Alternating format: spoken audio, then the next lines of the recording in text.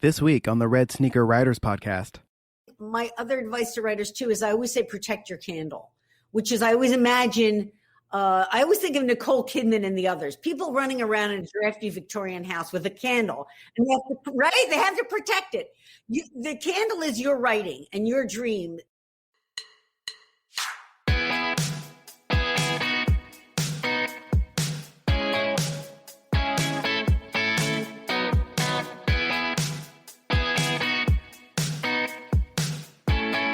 Welcome to the Red Sneaker Writers Podcast. News, interviews, and writing tips for people who are serious about having a writing career and want some practical knowledge to help them achieve it. Your host is the nationally best-selling author of more than 50 books, William Bernhardt. Hello, sneakers. Today is the best of all possible worlds in the book world. And like any good lawyer, I have at least 3 pieces of evidence to proffer in support of my claim. Number 1, today is the birthday of the author who wrote one of the most beautiful books and created one of the all-time best fictional lawyers in all of literature, and that's Harper Lee. Number 2, I'm interviewing a terrific author and one of my favorite people in the whole world, Lisa Scottoline. And 3, my new book is out.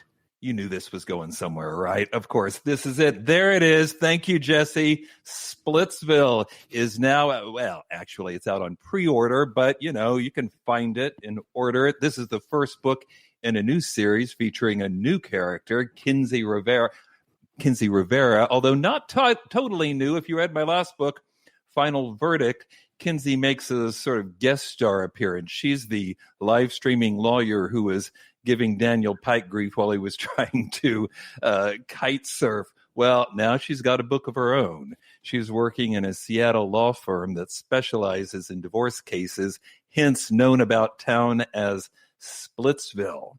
But this being one of my books, as you might guess, she soon gets in a lot more trouble, deadly, dangerous trouble, than a mere divorce case. Although some of those can be kind of dangerous too. But anyway, that's not what the book is about. If you like my previous work, I think you'll like this one too. So please check it out.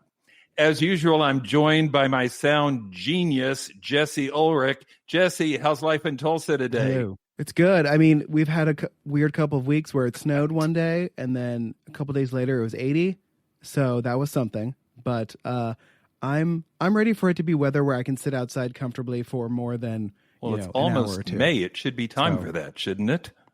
Yeah. One would think. But I'm excited about this new book because I remember that character and I liked her. I didn't connect the two until you just mentioned it. So that's awesome. Fantastic. My interview guest for this episode is Lisa Scottoline, the New York Times-bestselling author of more than 20 best-selling and record-shattering novels. Her first was published in 1994. She's won an Edgar Award, and she has written all kinds of things. Crime, mystery, obviously, since she won the Edgar, legal thrillers, mainstream, and women's fiction. And now she's released her first historical novel. That's it on the left of the screen, Eternal. As if that weren't enough, she also co-writes a regular column for a humor column for a Philadelphia newspaper, and teaches a course at the University of Pennsylvania prestigious law school. I want to talk to her about writing and her writing process in this genre-shifting business. But first, the news.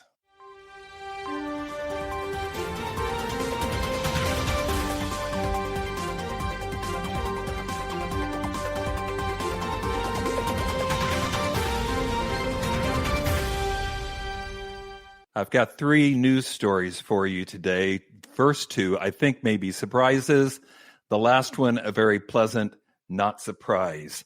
The New York Times has reported on a wave of email scammers who are successfully intercepting prize money that was supposed to go to authors who've won major literary prizes, like, for instance, the Bailey Gifford Prize. The prize awarding people received an email that said, quote, "I'm currently experiencing a few hiccups with my bank and also with the pandemic.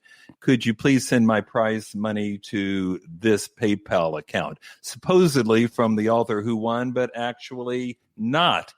As it turns out that during the past year, at least 5 British book prizes have been targeted by the same swindle, and at least one of them paid out. The Rathbones Folio Prize paid £30,000, that's about 41,000 US dollars, to a scammer who posed as the author who won it, Valeria Lucelli, which meant that the prize organization then had to come up with another £30,000 so they could actually pay the person who won it. People running all kinds of prizes from the Pulitzer to the Nobel on down are on the alert. Obviously, this is concerning to me because that means that people like you and me, people who are supposed to be receiving money, authors, my favorite people in the world, are getting scammed. Jesse, you're my online expert. How can people protect themselves from these scammers? So, first of all, I gotta give props to the person for pulling off the reverse Nigerian prince in this situation. And when it comes to emails, the most important thing to do is to actually hover your mouse over any link or any email address, right? Because any hyperlink, if you hover over it with your mouse, it shows you what the actual link is. And so you can kind of look at that and be like, does that look like a real website? If it doesn't, don't click on it. And if you can't verify the email address you're getting from somebody, do not trust it. Yeah, especially when you're about to send out £30,000 to somebody. Yeah. I think that's a time for a heightened security. All right, second story. You may remember on the last podcast, we talked about Amazon's new Vella program, which is basically designed to provide serialized fiction on a subscription basis. People were wondering, why this? Why now? Where did this come from? Well, we may have the answers now. It turns out it may be to compete with the keenly successful China literature, which basically does the same thing and more. There are more than 330 million readers of Chinese online literature through this organization. Most of their readers are under 30.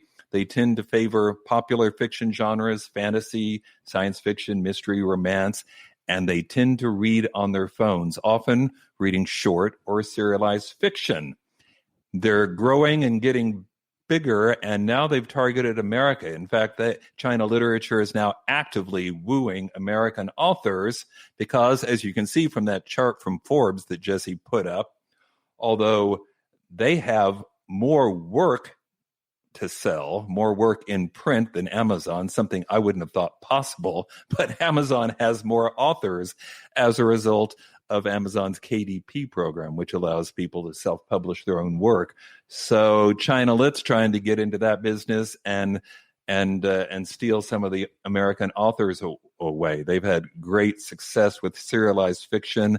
And so this Amazon Vella program may actually be designed to head China Lit off at the pass. So you see, multitude of riches. Last time I told you there was a new opportunity, possible publishing opportunity through Vella, if you're looking for a way to self-publish your work.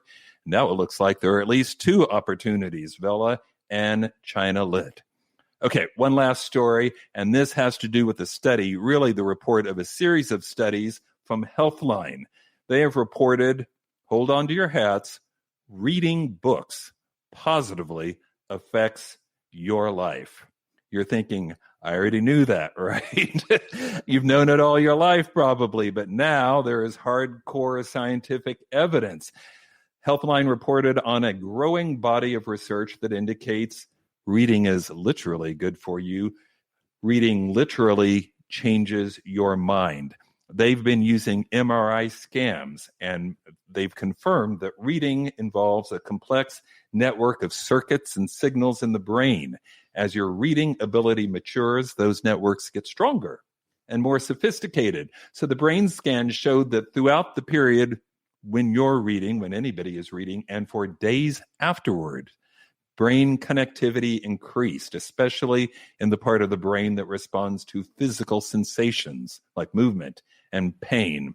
Study goes on to detail a host of other benefits from reading, like reducing stress, preventing cognitive decline, increasing empathy, alleviating depression, building your vocabulary, helping you get a good night's rest, may even help you live longer. Get this.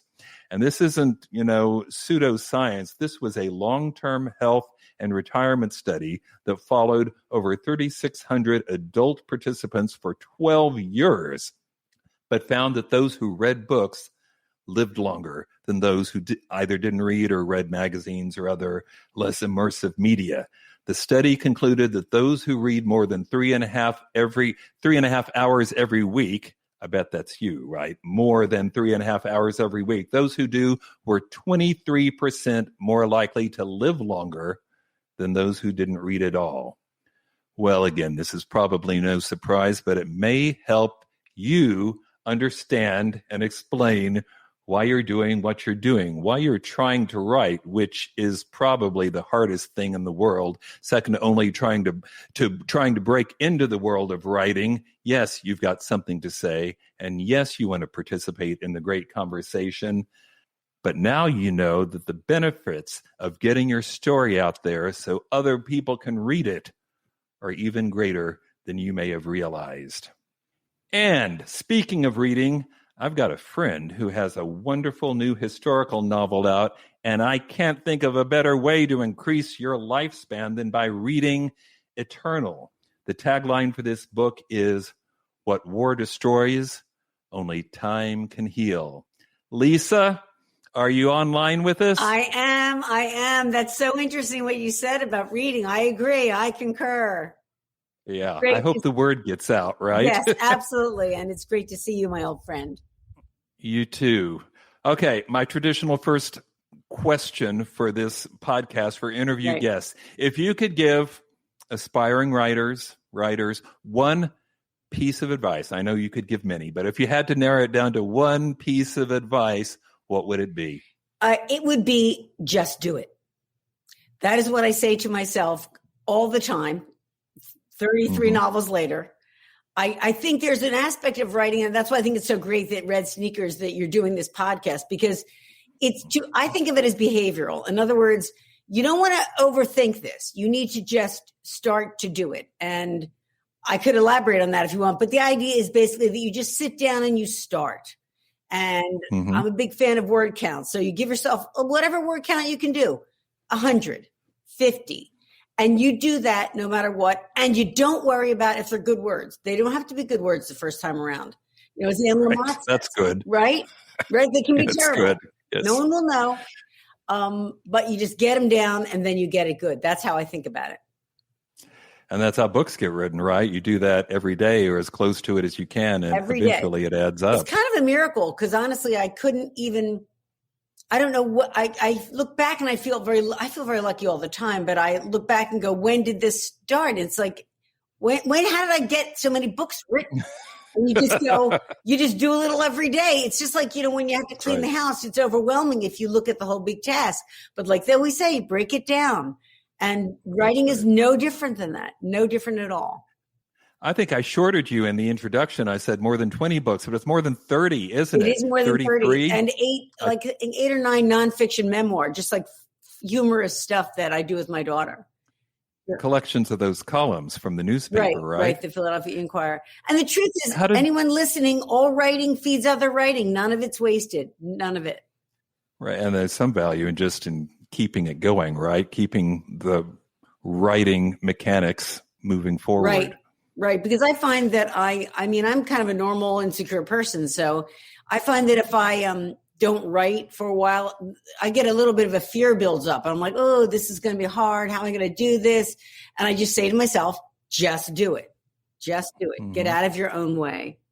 So how'd you get started on the newspaper column? Were you just thinking, I don't have enough to do? Because I think that was probably not it. No, it was really that honestly, I felt like part of the reason I got into writing, I started with legal thrillers, as you know, and I felt like, because I felt a little like there weren't a lot of women main characters way back then. There still aren't that many. And then I felt the same way about the newspaper. I was reading a lot of, I remember Ellen Goodman, I remember Irma Bombeck, and just like kind of a woman telling about her life. And I thought, so I actually went to the newspaper and I said, you could use this. And they said, all right, give it a shot. And that was 13 years ago, and a Sunday column every Sunday. And I'm really happy about it.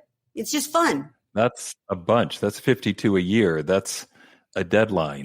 Well, you know what? I'm fine with deadlines. I just say to myself, and it's actually, for people who are listening, it's an interesting exercise because it's 800 words max. So you have to get to the point, which is not something I always do. And it's taught me it becomes a little writing exercise. Pick a little thing, talk about it, and try to make it funny. And it's on my Facebook page every Sunday morning at 9:00. They can read it. Surely the hard part is coming up with the idea. I mean, once you've got the idea, I know you can write 800 words, but it's getting the funny idea. Right. That would be the challenge. I try not to think about, I try to think of, you're right. That's true. I try to think about, you're talking about, you want it to be relatable. So sometimes the idea is something really simple, like why don't dish towels stay on a rack?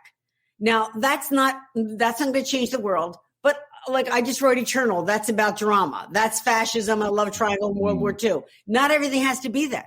Sometimes it can just be, isn't it annoying how you can't keep your dish towels in order? And then you got to think about one or two other things that you can't keep in order in your house. And I live that life. So I write it, and it's very relatable. And I think people find that. Mm-hmm.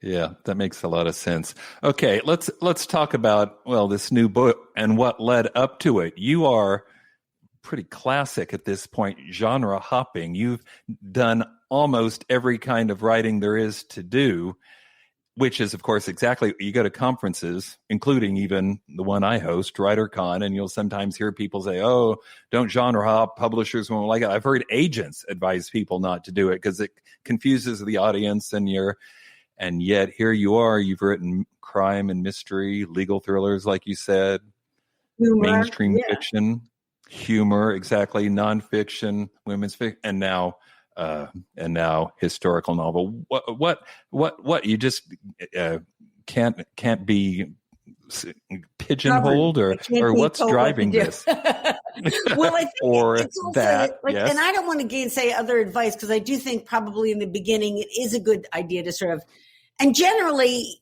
I don't want people to do what they want to write. You got to write what you want to write. It's still America, and you still get to do that. And generally, I've been writing about, I started writing, like, they called them legal thrillers. I never thought they were legal thrillers. I thought they were a story about women lawyers, women who happened to be lawyers, and what their life was like. And then I said, well, the women tended to have families and be involved with them. So then I started to write, well, maybe I can write family stories that may or may not be lawyers. And then I did that. And so in a way, it's sort of just a natural extension. I had always sort of wanted to write this book set in fascist Italy since college. I was always interested in this subject, and we can go into that if you want. And I just said, it's really just, if you're writing, spend your whole life writing about family and law and justice. This is just family. Eternal is just family and law and justice on a much bigger scale. It's just writ large. So instead of one family, there's three. And instead of 2 weeks time, like you would get in a conventional domestic thriller, there's 20 years. And also I think for people who are listening, I hope writing is challenging, and it's okay to feel challenged. I mean, it's scary, but you get very used to being scared. And that's part of this job. Right. I don't ever know like how my novels will end. I don't even know how they middle. I just start and try to figure out what happens. And I'm very anxious for about the first draft. And now I know that's a constant. And I didn't, give myself an ulcer yet. So I'm ahead of the game.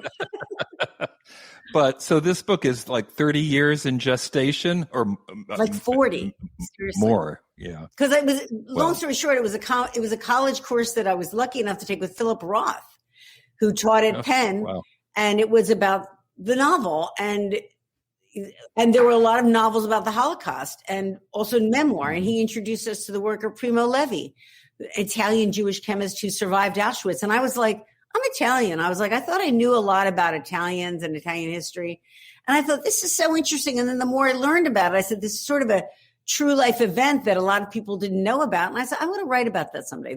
If I ever get to be a writer, I'm going to write about that. So I finally got to be a writer and finally decided to write about it. Oh, you must have had to do a ton of research. I did. How I did think that I've been go? researching it honestly off and on for 40 years. Oh, well, that helps. Yeah. If it's something you know very well, Well, then that's got to make it a little Well, that's easier. the cool part about our job, right, Bill? I mean, you're interested in something, so you get to read about it and learn about it and watch movies about it. And in historical fiction, I read a lot of fiction of period fiction. So I read Elsa Morante and all these wonderful writers just to understand how the voice worked, how the locutions worked, how it was different. Smart. It was fun and great. It was great. But I would always be working. I've written historical stuff too, but my fear is always the email. You know, it's going to come when somebody says, but you said Mussolini came in 1937, but it was really 1936 in December or whatever. Right. You know? Right. There's always the guy. Well, there's always the guy, and there's always the critic, and there's always there's all that negativity. Look, I have it myself. I'm my inner critic. So I double check everything a million times. And I got a historian, and when I finished the book, I said, I would like you to read this and tell me if there is anything incorrect, because nothing can be incorrect, especially an event that happened in October 43 in Rome, which I don't want to give spoilers about, but people actually died. I mean, there's a war crime committed in Rome. Right. And so I knew I had to do that justice as a lawyer and as a human being. So I got one thing wrong. I had one street name wrong. And I was proud of that because that's my job. My job is to get it right. And you know that from writing legal thrillers. The law, I've always had correct law. I've always had correct legal procedure, criminal procedure, police procedure. That has to be true. That's my name and my integrity embodied in the novel. So this, in a way, was no different from that. Let me take a short break here and say, because I realize now I forgot to say it before, that I can see people are watching this live. If anybody has a question that you would like to ask Lisa, please just type it into the chat box. Of course. I'll get to those in a little bit. So I've had the pleasure of reading this book. I can tell you it is wonderful. Oh, I can see why. And I'm not just saying that because I think you're terrific, although I do. But I can see why Library Journal gave it a starred review. And get this, everyone. Good Morning America made it the March must-read of the month. Have I got that right? Yes, it's really nice. That's pretty cool. And it was a library reads. It was a lot of things that I haven't gotten before in my career. So that's sort of nice that you can, try something new and have it, luckily, look like it works out. You have gotten an Edgar Award, I have. So I'm pretty jealous there. And what's really impressive to me is that you got an Edgar Award during the 90s when people were saying, oh, those lawyer books, they aren't really mysteries. But apparently yours were. Well, if it makes you feel any better, I also was nominated and lost one. So I've won an Edgar Award and lost one. So don't be too jealous. Yeah, I think being nominated. It's good to learn to lose. It's good to learn to... all that disappointment, all that rejection that a lot of people who are listening to this probably got, you and I both got, and you'll still live in fear of the bad review. Now everybody can review online. I read all my Goodreads reviews. I read all of the online reviews. That's part of this business too, and you develop a hide. I don't mind. I enjoy reading the Amazon reviews, even when they're inevitably not all flattering. But even then, I find it educational. Sometimes reading a reviewer review, a paid professional, that can, I don't know, it kind of rolls off me and think, so what? But when actual people who paid money and read it have something to say, I pay attention, don't you? Absolutely. And I look for consensus too. If everybody sort of said the same thing, then I go, you need to think about that. Yeah. I listen. I'm still going to do what I think is right, but I really respect other people's opinions. I'm very interested in what they think.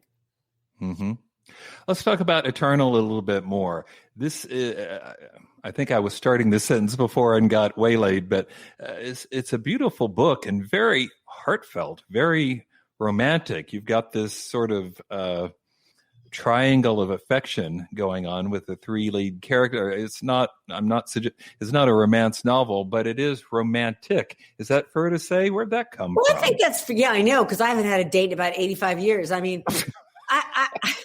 my imagination is fertile, Bill. What can I tell you? The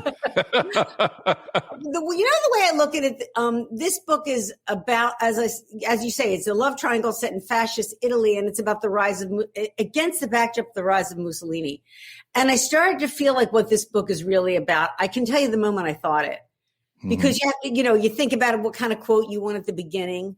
And I had all these quotes, because I have been thinking about this story for a long time.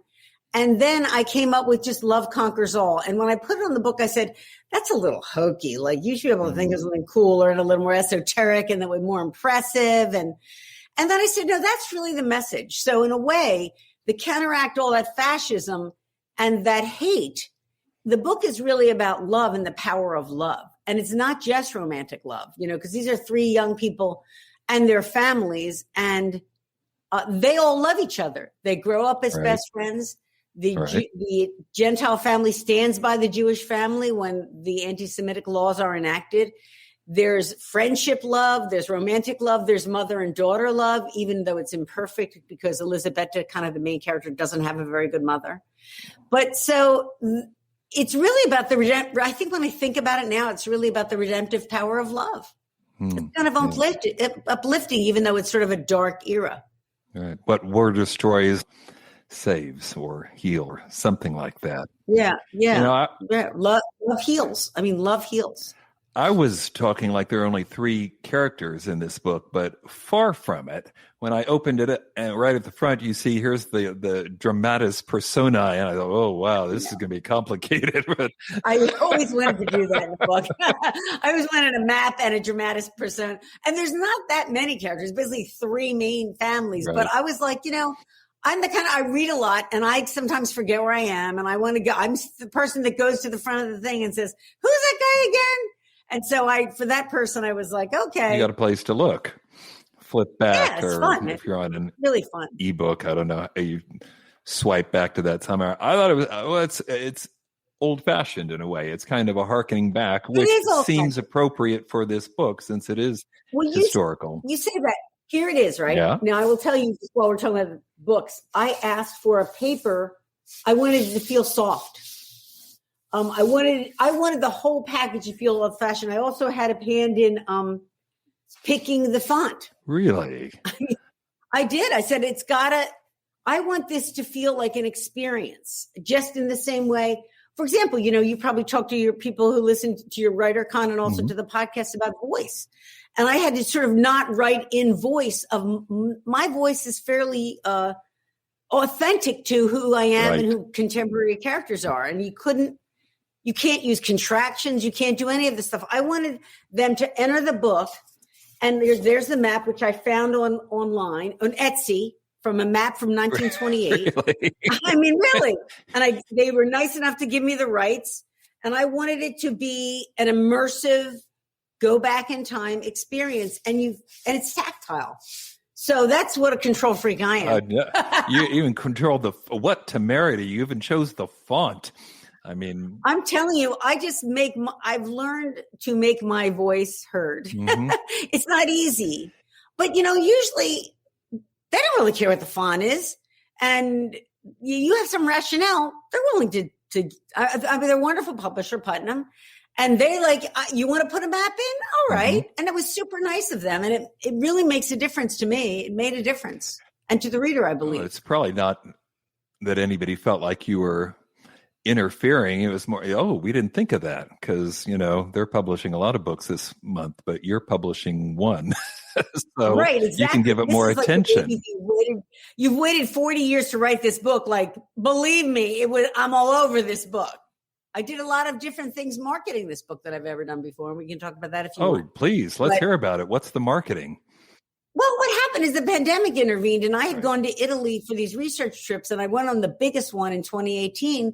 And I sort of didn't know. I basically knew the locations in the book, and I went to the locations and videotaped them. And so talked about, I found the actual house that Elisabetta would live in, which would be in Trastevere, which is the artsy district of Rome. And the house that there's two guys, Sandro and Marco. Sandro lives in the so-called Jewish ghetto. I went to the Jewish ghetto, took a little video there. They're 2 minutes. Wow. And I took about 23 videos. And then before the pandemic, came upon us, sadly, and I got a pub date for the book. And I said, I have the time before the pub date to show these videos on Facebook. So every Tuesday night, starting November 10th and just ending last night, I showed a video of me in Rome, talked about how it applied to the book, showed the trailer, and took questions. And they're all on my website because I thought this would be great for as a companion to people reading the novel. Like I read historical fiction or any fiction.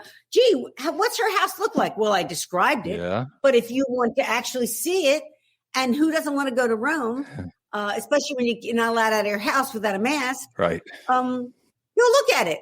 So I've never in my life done that. I don't know, honestly, if any author's ever done that. I think they all should. I'm going to do it from now on because I think it's kind of great. I felt that the readership was really engaged. I felt that it was kind of a cool way to talk about the stuff I learned. Because as you know, legal thrillers are all the same. So much research that doesn't make it into the book because it would weigh it down. It would interfere with the story. But I was like, well, I didn't waste my time. Right. And it's so cool to have it there. There's even an interactive map that we made using the videos and the pictures I took. The people can go and spend time on Scottoline.com and look at it. That is some kind of cool. Is it kind of crazy, right? I was like, I don't know if you're allowed to do this, but my publishers were like, go for it. And I was like, okay, I will. Is it just Scottoline.com?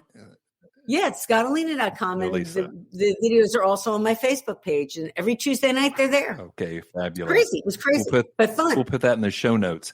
I don't mean to put you on the spot, Lisa, but film rights, have you sold those for Eternal? People sniff around, so I'm optimistic. I think it would be great. I want to stay optimistic, but you know what that's like. I mean, they option you, they don't, it doesn't get made, whatever. But here's what I say to myself. I'm lucky and I'm blessed and I believe it because I got to write a book exactly the way I wanted to and write something new, which is not something that is always easy when you get older. It's not always, there's plenty of people who want to see another thriller. They'll get that next time, but this is what I want to write now. I'm going to write another thriller and then a historical, then a thriller and then historical. Well, here's why I asked. We got a question in the chat stream, which is from Julio in California, who I know is a hardworking writer himself and also works at NBC Universal. So, Julio, tell someone they want to option this book. It would be a terrific Yes, for TV as well. Show. But his question is, when did you decide you wanted to be a writer? I've always loved books. And I think that people who want to be a writer should really, really read a lot. Stephen King says that too. And that's like your school. You don't have to go to the MFA program. I really don't think you need to do that. You just need to read and then you need to just do it. So in answer to the question, I secretly think I always wanted to become a writer.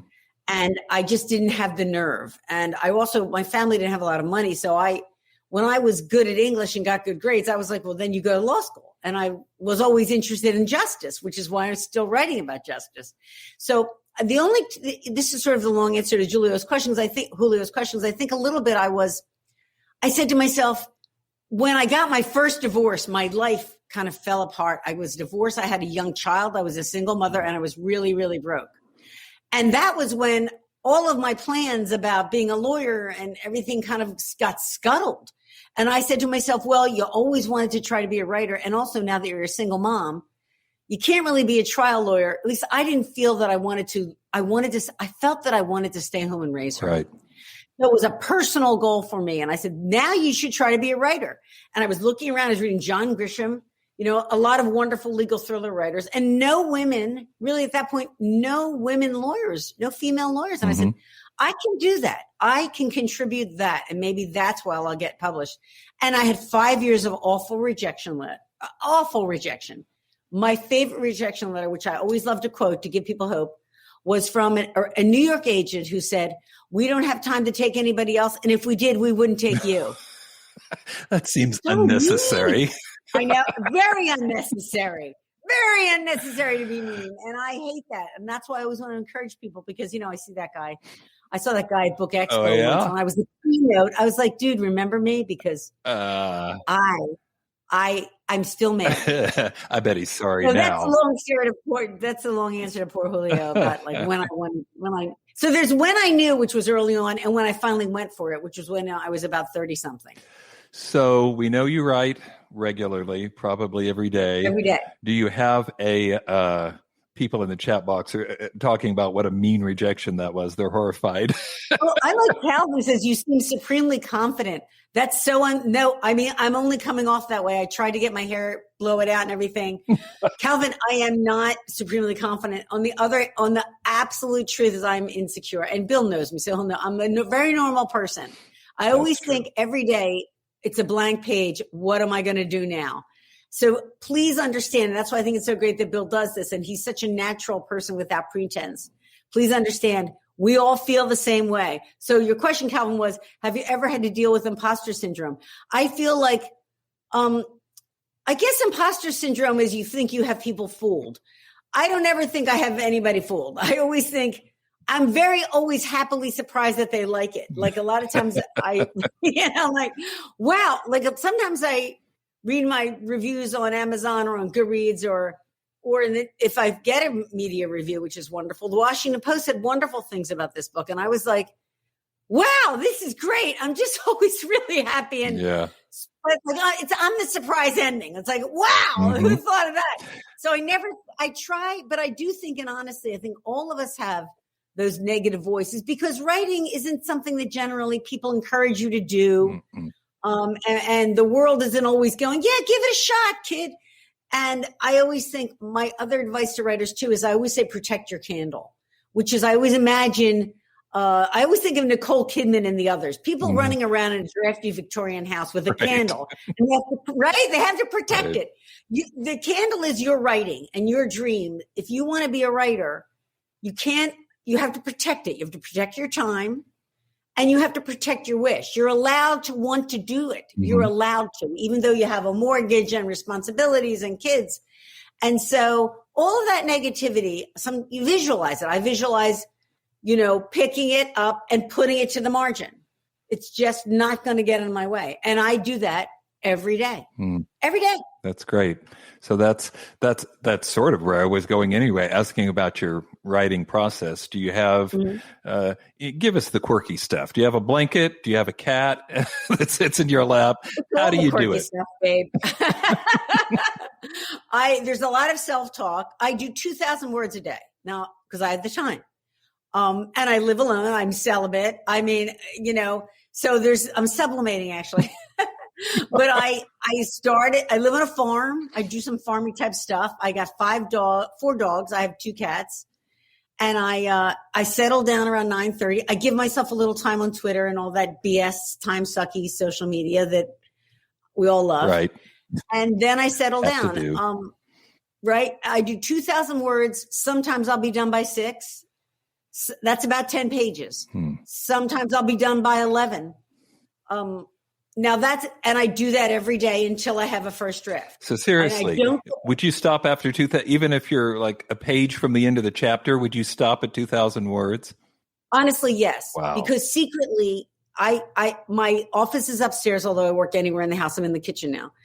I think it's really good to have a word count, not just to make it, but to know when you're done. Because you don't want to be this person that you're always feeling guilty, like I'm watching, Wolf Hall on Netflix, but I should really be upstairs working. That's not true. That you are done. If you did your 2,000 words or your 500 or your 50, you get to check your box that day. I did it. I did my job that day. So I actually do stop.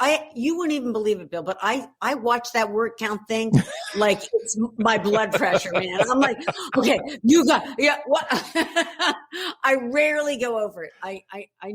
I'm never cooking that hard. I hear what you're saying about the guilt, though. If you've done your pages, then you don't spend the rest of the day thinking, I should be writing. You've done your bit. I should be writing. No, right. And that's good. You don't want to lose your sanity. You really don't. So you've been writing for a while now. 30 years. Have you picked up, you remember like a moment of insight where you suddenly realized, oh, that's what I should have been doing all along?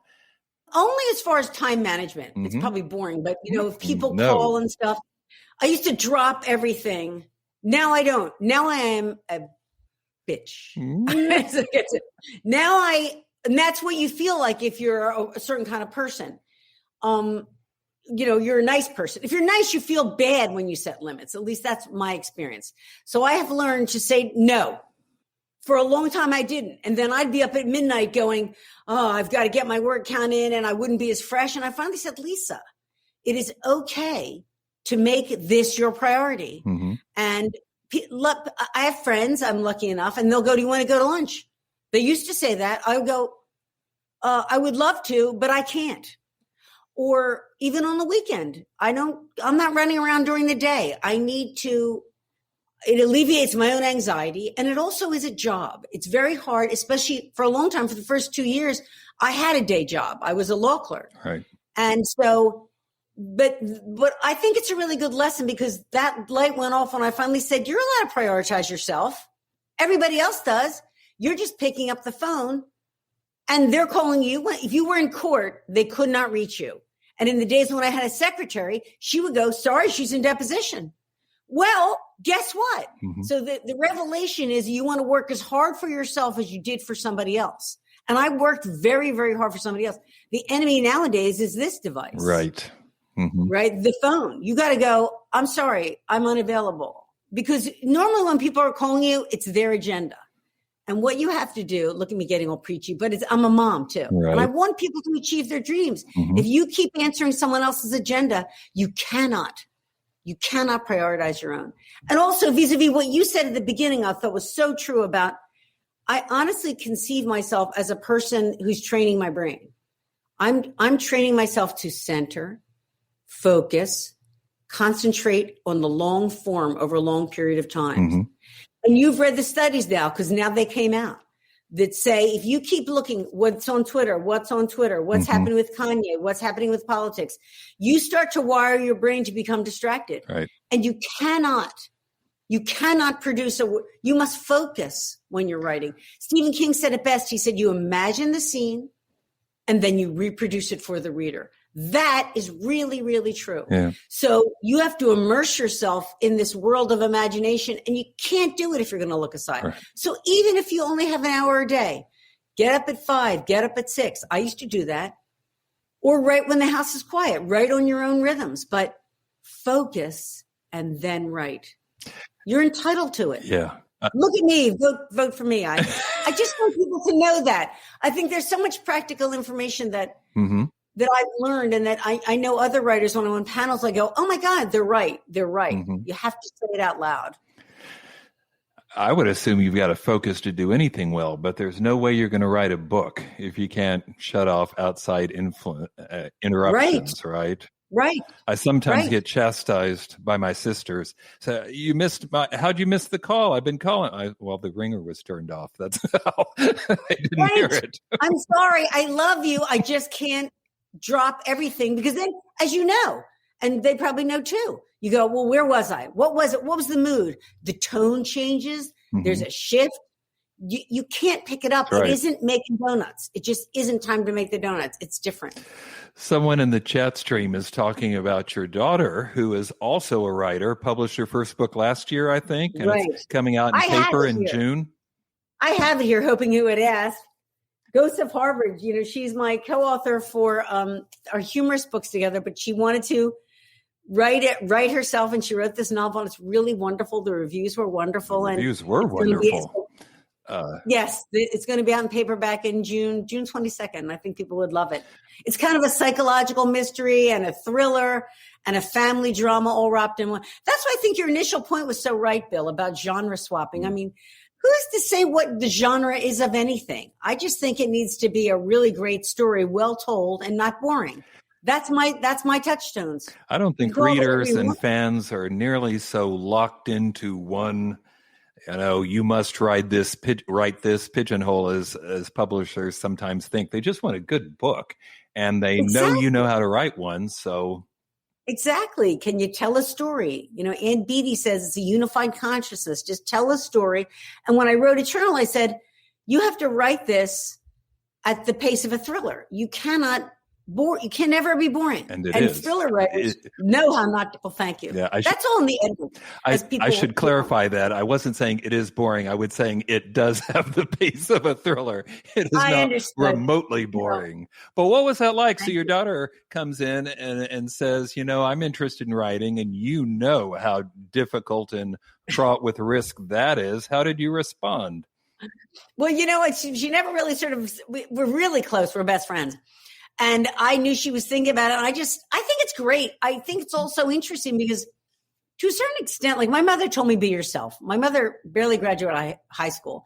We were not a bookish family. I mean, the joke I always told, which drove her crazy, is there was one book in the house and it was TV Guide.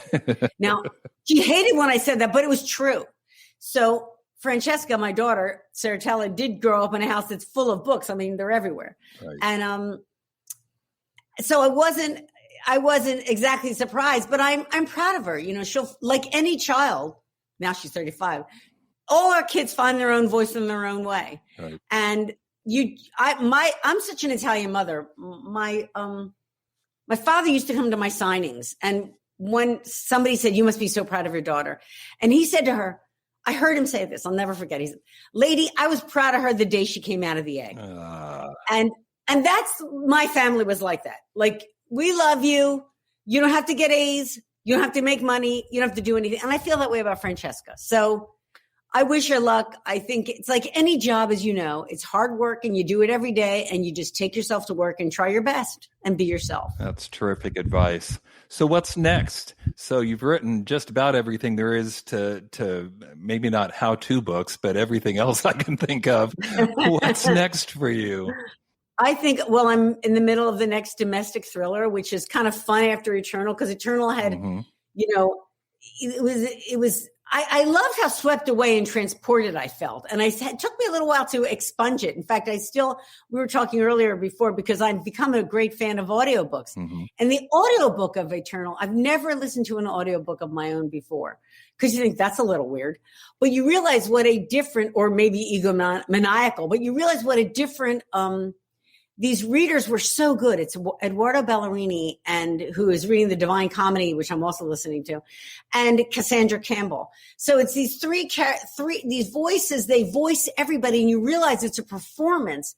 And I loved being swept away to that time period, and I still like dipping into it, even with that I'm writing something else. And as always, I read when I'm writing, don't you? I mean, I read different things.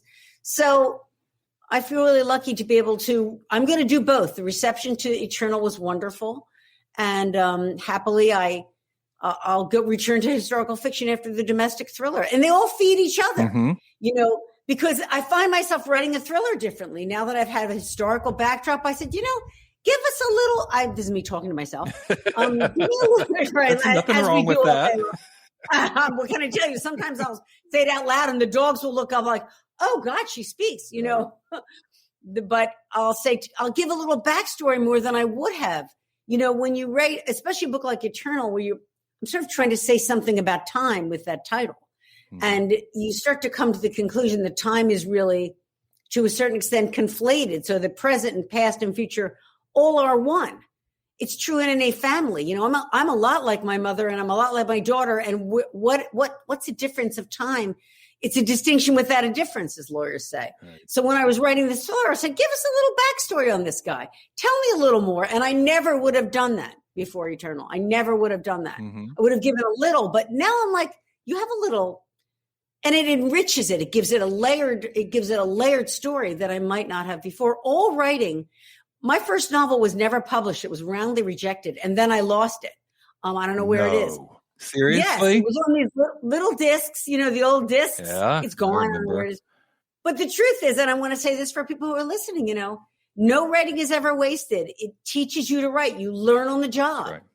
And right? Yeah. I mean, so there's rejections don't matter. Just start again. Mm-hmm. That's the key thing also. Just move on. Don't belabor the same manuscript. Send it out. And while it's out, give yourself a week off or something and then start on something new. Keep moving on. Right.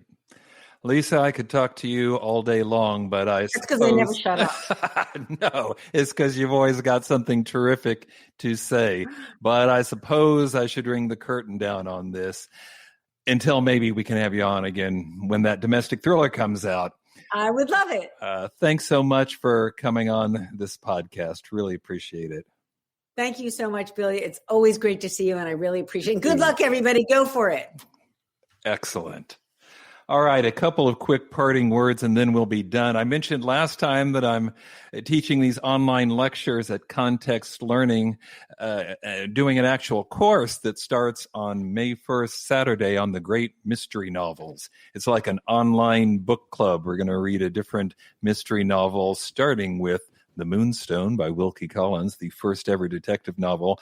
That starts on Saturday. So if you're interested, please saunter on over to contextlearning.com, CONTEXT learning.com, and check it out.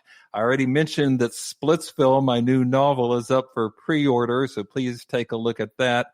And of course, if you're enjoying these video podcasts, remember you can subscribe to my YouTube channel so you'll know every time we go live. You can subscribe to the podcast. You can join my Facebook page, and you'll always know what's happening next. And what is happening next? We're having a change of pace, actually, because, not to brag or anything, but we have, with Lisa, had 5 New York Times bestselling authors in a row. So we're going to take a break. And next time, we're going to talk to Sharon Jenkins, who is the head of McWriting Services. She is a specialist in digital book marketing and has a lot to say that I think would be of use to all of you. So I urge you, don't think, I'm a writer. I'm not to the point where I need a marketer. I'm going to skip that one, because let me tell you, a lot of what she's going to talk about and recommend, it's not stuff you do after the book is written in print. It's something you should be thinking about before. In fact, it's something you should be thinking about when you're writing it, or maybe even before you start writing it. So tune in. She is an extremely vivacious and lively speaker, and I think you'll enjoy that very much. Until next time, keep writing. And remember, you cannot fail if you refuse to quit.